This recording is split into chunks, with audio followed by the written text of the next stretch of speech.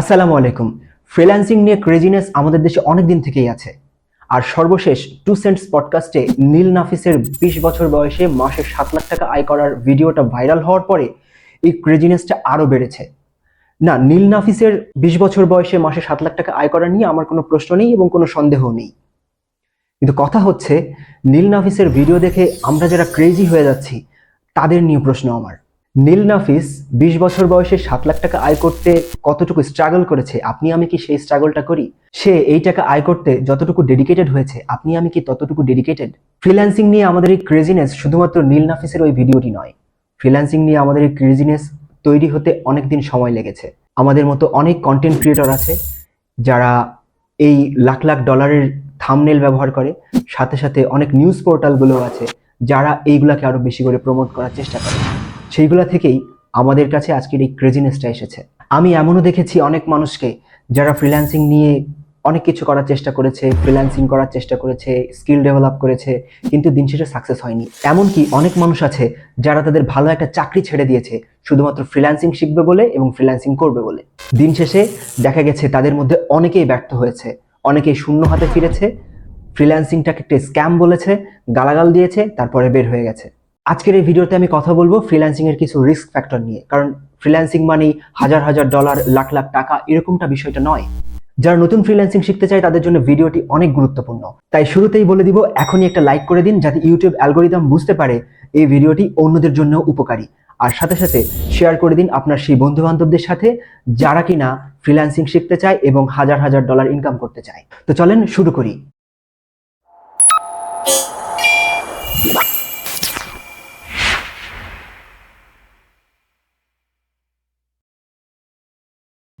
Freelancing করতে গেলে আমরা যে রিস্ক ফ্যাক্টরগুলোর কথা জানি, তার মধ্যে আমি প্রথমে যে কথাটা বলবো সেটা হচ্ছে, আপনাকে কিন্তু খেলতে হবে ইন্টারন্যাশনাল প্লেয়ারদের সাথে। এই ফিল্ডে যদি আপনি ভালো করতে চান তাহলে আপনাকে হইতে হবে ইন্টারন্যাশনাল মানের প্লেয়ার। দেখেন, আপনি যদি একটা লোকাল কোনো কোম্পানিতে, বাংলাদেশের কোনো একটা কোম্পানিতে চাকরি করতে চান, তাহলে আপনাকে কি করতে হবে? আপনাকে আপনার বাড়ির পাশের কারোর সাথে, আপনার গ্রামের কারোর সাথে, অথবা আপনার জেলার কারোর সাথে আপনাকে কম্পিট করতে হবে, অথবা আপনার জেলার বাইরের কারোর সাথেও কম্পিট করতে হইতে পারে। কিন্তু যদি আপনি ফ্রিল্যান্সিং করতে চান সেক্ষেত্রে কি করতে হবে? বাংলাদেশের ফ্রিল্যান্সার, ইন্ডিয়ান ফ্রিল্যান্সার, পাকিস্তানের ফ্রিল্যান্সার, এমনকি ইউএস এর ফ্রিল্যান্সারদের সাথেও পর্যন্ত আপনাকে কম্পিট করতে হবে। তাহলে এখানের মার্কেটটা কিন্তু অতটা সহজ নয় যতটা আসলে মনে করা হয়। আমরা অনেকেই মনে করি যে ফ্রিল্যান্সিং শিখবো, মার্কেট প্লেসে ঢুকবো, বায়ারের বা ক্লায়েন্টের জব পোস্ট দেখবো, একটা বিট করব, আমি কাজ পেয়ে যাব, আর পরদিন থেকে আমার হাজার হাজার ডলার ইনকাম হবে। বিষয়টা কিন্তু মোটেও অতটা সোজা নয় যতটা আমরা সোজা মনে করি। কাজেই এই মার্কেটে আসতে হলে আপনাকে ওই লেভেলের কম্পিটিশন করার দক্ষতা নিয়ে, ওই লেভেলের কম্পিটিশন করার মন মানসিকতা নিয়ে তারপরে নামতে হবে। নেক্সট আমি যে কথাটা বলবো সেটা হচ্ছে হেলথ প্রবলেম।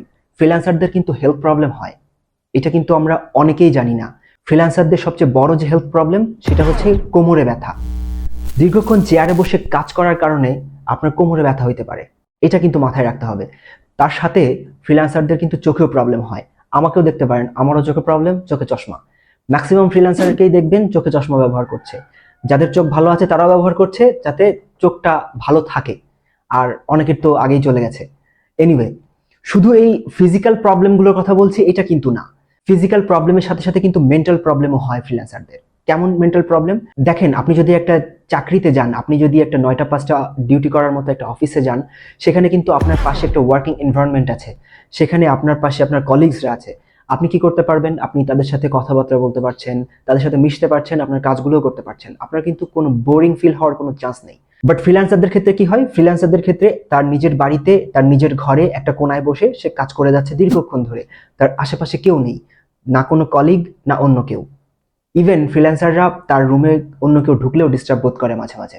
এই জিনিসটা থেকে ধীরে ধীরে আপনার লনলিনেস চলে আসতে পারে, একাকিত্ব অনুভব করতে পারেন, আর সেখান থেকে আসতে পারে ডিপ্রেশন। কাজেই এটা মানসিক রোগের একটা ফ্যাক্টর হইতে পারে। এই জিনিসটা কিন্তু মাথায় রাখবেন অবশ্যই। এরপর আমি যে কথাটা বলবো সেটা হচ্ছে ওয়ার্কলোড। আমরা ওয়ার্কলোড বলতে বুঝি আমরা কিভাবে কতটুকু কাজকর্ম করছি সেটার একটা হিসাব নিকাশ। অর্থাৎ আমার দিনে আজকে 24 ঘন্টার মধ্যে আমি 8 ঘন্টা কাজ করবো, এই 8 ঘন্টার মধ্যে আমি এই কাজগুলো করব। কিন্তু যারা ফ্রিল্যান্সার তাদের ক্ষেত্রে কি হয়? আপনি আজকে একটা প্রজেক্ট পাইলেন, কালকে আরেকটা প্রজেক্ট পাইলেন, পরশু আরেকটা প্রজেক্ট পাইলেন, এইভাবে করে আপনি 2-3 দিনের মধ্যে 5টা 6টা প্রজেক্ট পেয়ে গেলেন। আপনার ডেডলাইন হচ্ছে 10 দিন। 10 দিনের মধ্যে আপনার সবগুলো কাজ শেষ করে ফেলতে হবে।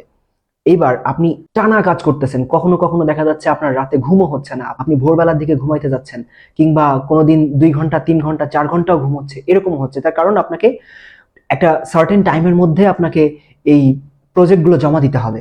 তো এই প্যারাটা যখন আপনি খাচ্ছেন, তখন কিন্তু আপনার বেশ একটা প্রেশার হচ্ছে। আর এই 10 দিন পর কি হচ্ছে, আর এই 10 দিন পর দেখা যাচ্ছে আপনাকে বসে থাকতে হচ্ছে টানা 20 দিন। তার কারণ আপনার কোনো অর্ডার নেই আপাতত, আপনার কোনো ক্লায়েন্টের মেসেজ নেই, বা এরকম ধরনের কোনো কাজের প্রজেক্টও নেই নতুন করে। কাজেই আপনাকে ওই লম্বা সময়টা ধরে আবার বসে থাকতে হচ্ছে। আবার দেখা যাচ্ছে 20 দিন পরে, 21 দিনের মাথায় আপনার নতুন করে আরো 3টা 4টা প্রজেক্ট আসছে, তখন কিন্তু আপনাকে আবার উঠে পড়ে লাগতে হচ্ছে। তো আপনি একটা দীর্ঘ সময় গ্যাপ পাচ্ছেন, আবার কিছুদিন ধরে টানা কাজ করতেছেন। এটা কিন্তু আসলে সবাই এইটা অ্যাডজাস্ট করতে পারে না। এটা কিন্তু আসলে খুব কঠিন অ্যাডজাস্ট করাটা।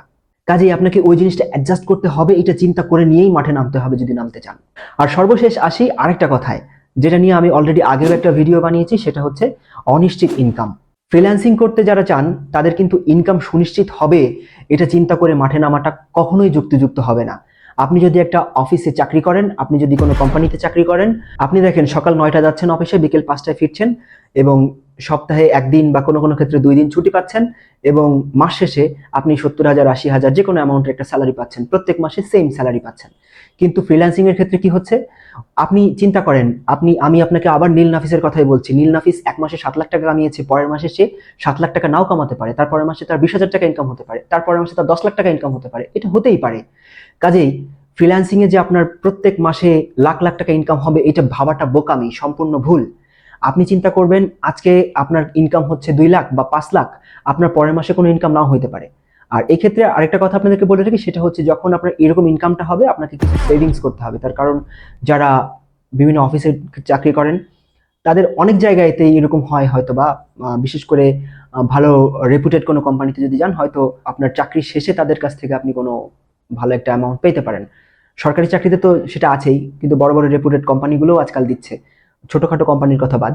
কিন্তু ফ্রিল্যান্সিং এর ক্ষেত্রে আপনি ওইগুলোর কথা চিন্তাও করতে পারবেন না। আপনি কাজ ছেড়ে দিচ্ছেন আজকে, আপনার কালকে থেকে আয় বন্ধ, এরকম চিন্তা করতে হবে। কাজে আপনাকে এখন থেকে সেভিংস করতে পারেন।